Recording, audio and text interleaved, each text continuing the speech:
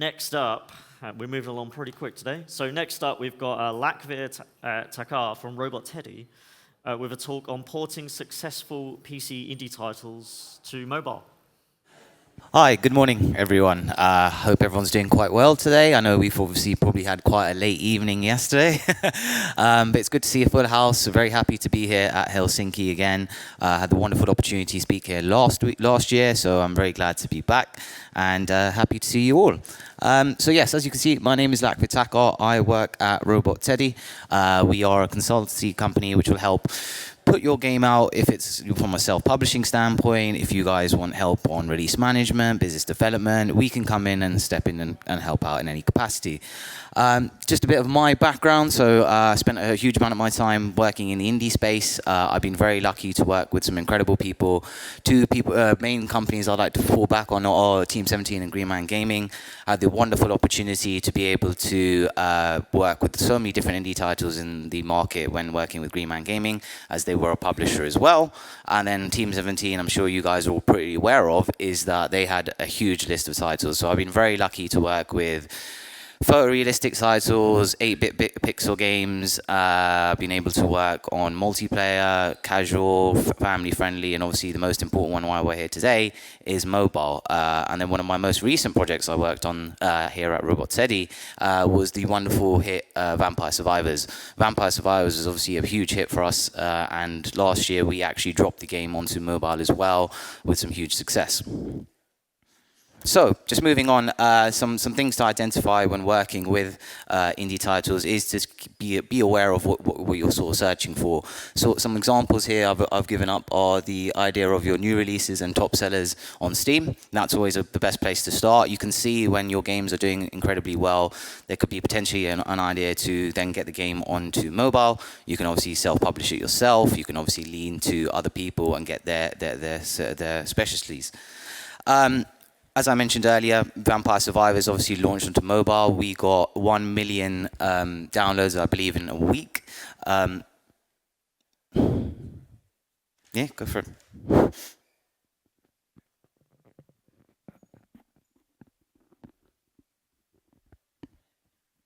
Yeah? Can you hear me okay? I had a feeling that was going to happen. I could keep hearing my own voice too much. But yes, to the point I was trying to make, launched with 1 million downloads in the first year. After that, we then obviously went on to then help put the game onto Apple Arcade. Apple Arcade was a huge success for us, as you can imagine. Thinking about stores, thinking about the Google Play Pass are a massive, massive boost for anyone in this industry. You can get so many benefits from Apple Arcade and Google Play. And then obviously just moving forward, in regards to picking out your game, you do need to think of a few things, right? The Asia market is a massive place to think about. You want to be thinking about if you need any UI, UX changes, asset changes. There's a lot to be thinking about. It's not just as easy as supporting the game. You may want to make a unique mobile version as well. So, as the current trend of things happening today, I think everyone's going to be pulling out a lot of graphs for you guys, a lot of information and a lot of detail. I've tried to keep it a bit simple and just explain to you guys how popular the video games market is for mobiles. They are estimating it will launch up to $4 billion next year as a valuation for the industry. 57% of the games that we play on mobile are via Android, which is always quite interesting, I think. And then another 57%, I believe, from what I remember, is mainly puzzle games. So you can tell there is a huge market there. I think it's 52% of the games are all sold in Asia as well. I've mentioned Asia a few times because I do feel like there's a big market there. You do need to be thinking about putting out your titles into Asia as well. Some further things you need to think about when pushing out your game. As you can understand, earlier I mentioned Google Play and Apple Arcade. They have numerous sources of help on their website. They have it for the places of workflow documents. They will support you as much as possible. They are pretty easy to work with as well. Most people I have as my contacts at Google and Apple are incredible people, and they'll always look to support you. I've mentioned a few things here as well about the paid idea of a game as well. Obviously, a huge market is the free-to-play market, paid games, and then you have obviously the idea of freemium as well, which could be you purchase the game for free, but then you buy that whole game once you actually download it. So sort of like a free trial gameplay demo. But obviously something like this can work in your favor. Obviously going back to Asia as an example, you will need to put your game out as free and then make your money through ads. As you can tell, the hyper-casual market succeeds in that very well from an advertising standpoint as well.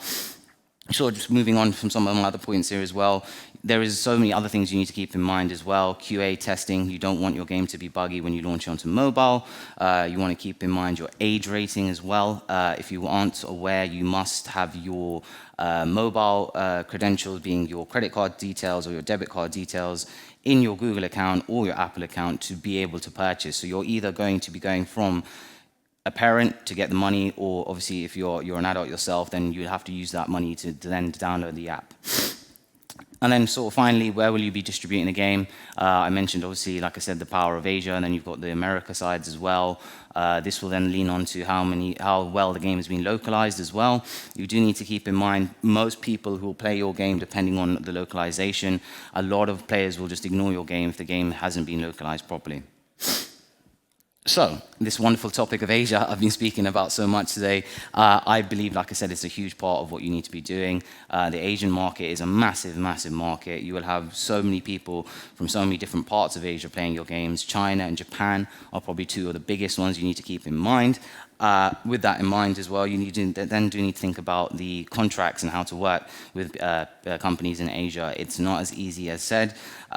You will have to obviously think about having somebody to review your contracts. These are very large contracts usually, and you'll want to make sure that there aren't little things like snags of where perhaps say you miss a port or a time or any sort of dev equipment. You may get fined for that. I remember an infamous story when we were working with bringing Worms to Asia onto mobile, and they turned around and they said to us that we would need to remove a huge amount of the game because of how violent it was. I didn't believe Worms could be completely violent in my mind. And then secondly is the contracts we were being sent were in Chinese. So we had to localize the contracts, make sure that there wasn't any sort of hidden information or anything that could catch us out. And with that in mind, then we then found a brilliant company to work with and get this over the line. So, once again, this huge topic of Asia as well that I've mentioned a few times, ISBN approvals. ISBN approvals are an incredibly tenuous task to get done, right? It's not going to happen overnight. Some ISBN approvals can take up to 2 years. There was a major freeze a couple of years ago as well. Being aware of how important this is to putting your game out to Asia is highest of priority, right? Working with China, you have to work with somebody who is a Chinese-born publisher. They will work with you, some I can mention off the top of my head, which I've worked with previously before, East to West, Zplay, Bilibili, these guys are great people to work with. They will obviously have huge amount of insights into the area. They will explain to you what needs to be done. I mentioned earlier the difficulties of getting the assets removed for Worms.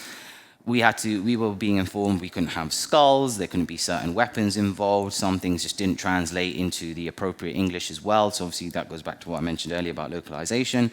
There's a huge amount that needs to be done. As you can see on my slides here, I've just sort of bullet pointed how long this could take and what needs to be done.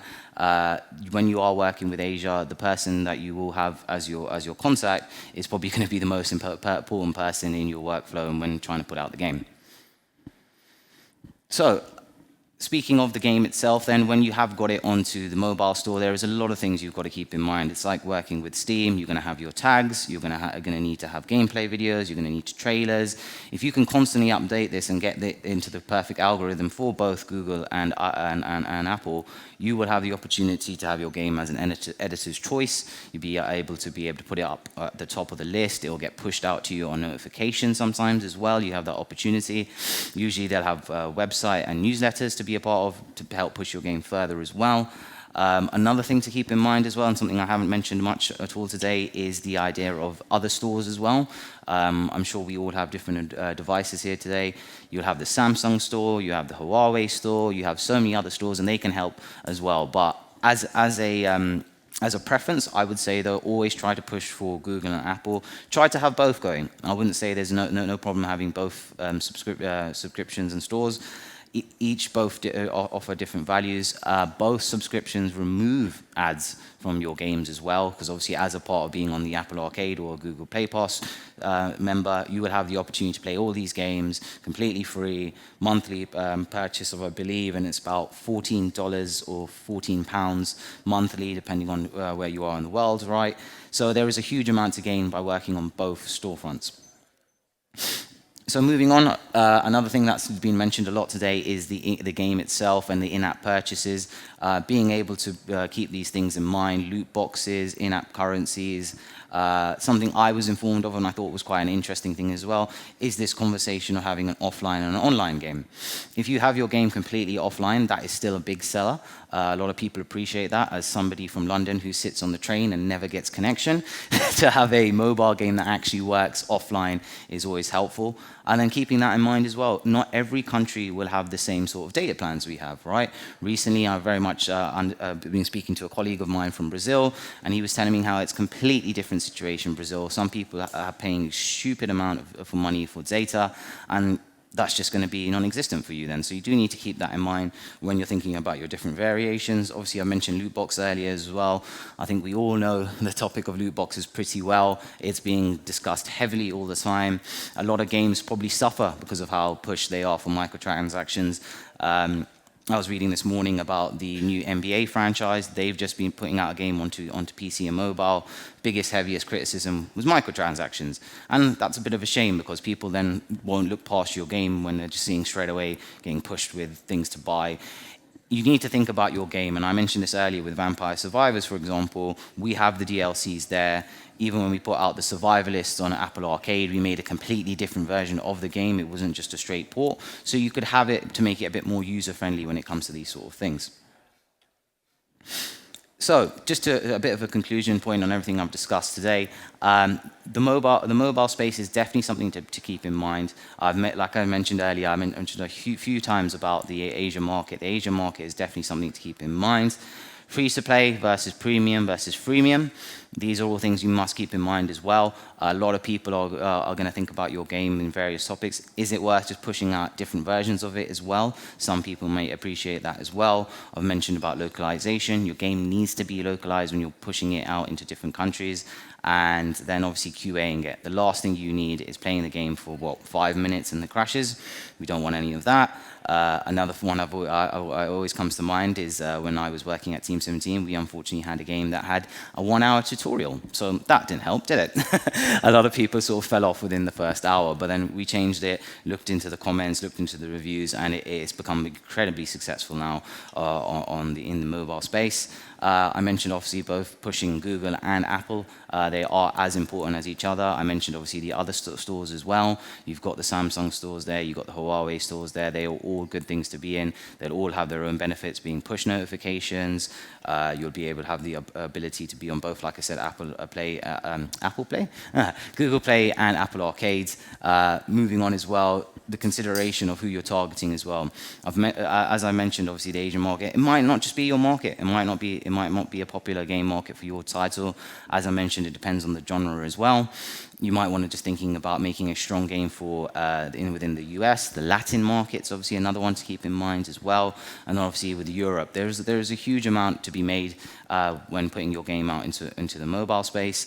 And to that point as well, not all games will succeed on mobile. I think a lot of people have thought of the mobile space just being a cut and copy paste. You can just put your game out onto PC and onto mobile and it'll do incredibly well. That's not always the case because I think some games from a PC standpoint just don't very relate well onto the mobile. You'll have to keep in mind the interface. Obviously, you're now going away from a controller and a keyboard to now you're actually using interface buttons on your mobile. Does that make sense for the game? Does it play well in that capacity as well? And then finally, just to mention as well, is the idea of working in-house or with a partner. I mentioned obviously going back to Asia, you will need somebody to help you out there because they will be your boots on the ground to sort of make sure everything goes well. Here in Europe or in America, you might be able to do it yourself. It can be quite a strenuous task, I must admit, but you get it done. You can obviously cut the costs without going to a partner. But then there are incredible partners in this space. I would like to give a massive shout out to a lot of people here today and the games industry in general. We do like to help each other out. So there are some incredibly strong partners you can think of just going out and asking them, at least getting some help. That's always something good to keep in mind. So as I mentioned, just to conclude everything I've spoken to you today about, is that the mobile space is incredibly important for whatever you're going to do next with your game. You can have buddy systems with it. You can obviously gain a huge new community. And a lot of the stuff that we do today's life is through mobile. So your game could potentially even gain further traction through social media and mobile versions of the game. And that was it for today. Thank you very much. It's been an absolute pleasure speaking with you all today, and have a lovely Pocket Gamer.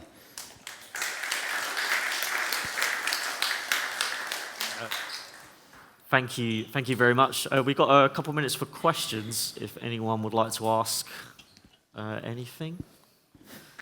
We're all still feeling a bit... Oh, there we go. We got a question here.